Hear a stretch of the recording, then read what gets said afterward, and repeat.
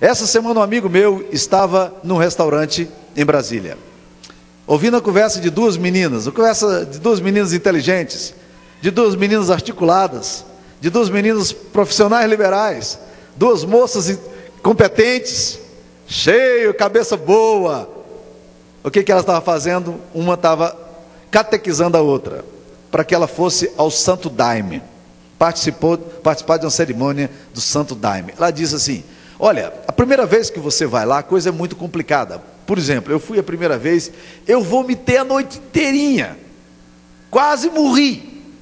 E houve pessoas que passaram tanto mal, que precisou chamar a ambulância para vir buscar, porque o problema é sério. Mas depois você vai acostumando, aí você tem umas ânsias de vômito aqui e acolá, mas vai resolvendo. Mas teve um dia que eu estava lá tomando o meu chá alucinógeno, oh, coisa boa. Aí eu saí do meu corpo, eu fui arrebatado. Gente, essa geração é uma geração assim, ela está atrás de gnomos, duendes, fadas madrinhas, ETs. Eles arranjam uma complexidade tão grande na alma, para resolver a crise que eles têm. E eles possuem determinados pressupostos, como Naamã possuía. Quais eram os pressupostos de Naamã? Naamã é um homem que tem os pressupostos dele. Olha no versículo 11 aí que ele fala: pensava eu que ele sairia ter comigo. Eu tenho uma ideia do que é espiritual. As pessoas vão criando determinados pressupostos de rituais que resolvem o problema, determinados meios e artifícios que eles acham que vai resolver o problema. Naamã pensava que determinados rituais, que determinados pressupostos espirituais, que determinado tipo de oração era exatamente o que deveria acontecer com ele.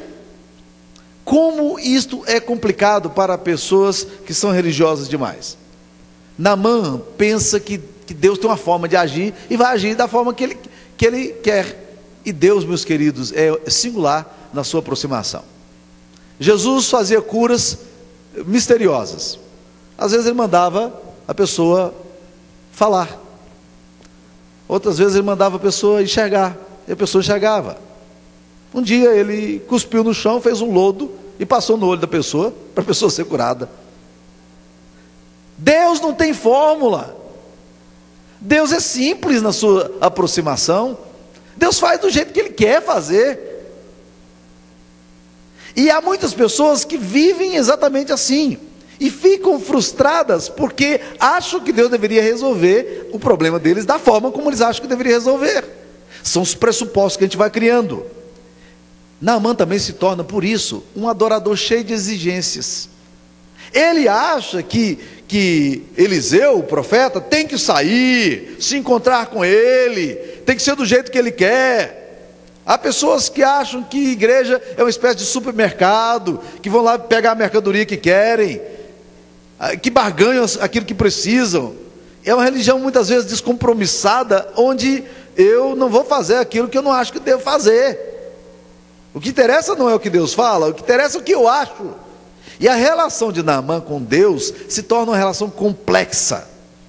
É necessário que os seus oficiais argumentem, dizendo: meu pai, o que esse homem está pedindo aqui é simples, mergulhe no rio. E ele fala: se tivesse pedido coisa difícil, você não faria? Meus queridos, há tanta coisa estranha que as pessoas fazem. Eu era pastor ainda nos Estados Unidos. Um dia uma menina me ligou, uma mulher, eu não a conhecia, ela achou o telefone da gente lá. Ela estava fazendo pós-doutorado em medicina na Harvard, e se envolveu com videntes. E lá nos Estados Unidos tem os famosos psychics, né, que são os videntes. Eles colocam as propagandas na televisão, liga para cá, né? E as pessoas vão atrás daquele negócio. E quando ela ligou para essa vidente, pessoa envolvida com coisas espiritualmente demoníacas, essa vidente começou a descrever a história dela, falar de coisas que só ela sabia. Aí ela ficou impressionada, desligou o telefone. Daí um pouquinho a vidente liga e diz: você não escapa mais, você agora amarrou com a gente. E ela ficou num desespero tremendo. Daí para frente não dormia mais, angústia, com medo, tinha que dar dinheiro para essa vidente, e as coisas se tornaram muito complicadas para mim. E ela era evangélica. Evangélica. E aí eu vou então abrir a Bíblia e dizer assim: veja a simplicidade do Evangelho. Onde é que tem a autoridade de Deus? O que nós podemos evocar como servos de Deus, como gente que ama a Deus? Volte para o Senhor, abandone o seu pecado, Deus vai tratar de você. Mas não, quer resolver da forma mais complicada possível a crise que tem. Aí se mete numa coisa complicada, intelectualizada, e vai por um mundo de bruxos, de adoradores de cristais, videntes, poderes sobrenaturais, misticismo oriental, cartomante, bruxaria. O problema de hoje, dessa geração, não é a negação de poderes sobrenaturais, mas o excesso de busca em lugares errados, ao invés de buscarem o Deus vivo e verdadeiro, e os pressupostos ali presentes. Outra coisa que esse texto nos fala é que gente espiritualizada vai complicando a relação com Deus. Gente, leia o Evangelho. Simplesmente leia o Evangelho. Abre a Bíblia e vai orando na medida em que você vai lendo o Evangelho e o Espírito de Deus vai tocando no seu coração. Seja qual for o problema que você tiver. Se você estiver aberto para ouvir a voz de Deus, você vai ouvir a voz de Deus e Deus vai tratar de você. Simples assim. Simples assim. Ou o Evangelho é complicado? Algum tempo atrás, eu fui convidado para participar de um evento maravilhoso. É que gente importante como eu participa dessas coisas. Vou contar para vocês como é que aconteceu, como eu sou importante, depois vou dizer que na verdade não teve nada de importância nisso aqui. Aconteceu um evento lá em Boston, na Harvard, que era um evento para o Dr. Billy Graham falar para 600 políticos de Boston. Então só tinha gente da nata. O senador estava lá, aquele monte de gente, e eu no meio. Mas como é que eu fui parar nesse negócio lá? Não tinha nada a ver com aqueles poderes ali, absolutamente. É que havia um rapaz da minha igreja que era zelador da Harvard. E ele era um dos caras que trabalhava ao lado desse homem que estava coordenando o evento. Ele sabia da minha admiração pelo Dr. Billy Graham. E ele então conseguiu um convite para mim.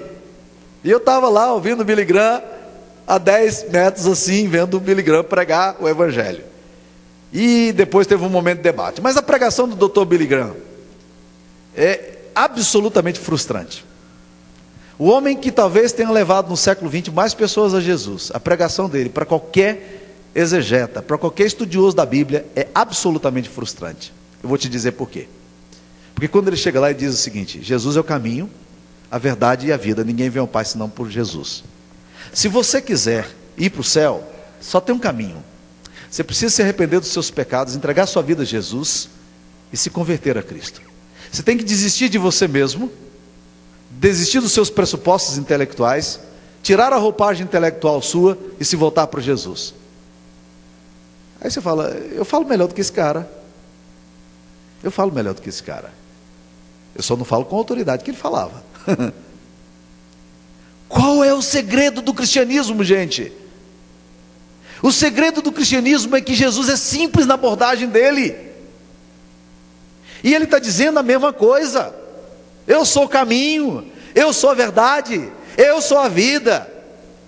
Ele está dizendo para você e para mim: vinde a mim, todos cansados, sobrecarregados, eu vos aliviarei. Tomai sobre vós o meu jugo, aprendei de mim, porque sou manso e humilde de coração, e achareis descanso para as vossas almas, porque o meu jugo é suave, o meu fardo é leve. É isso que ele está convidando sempre.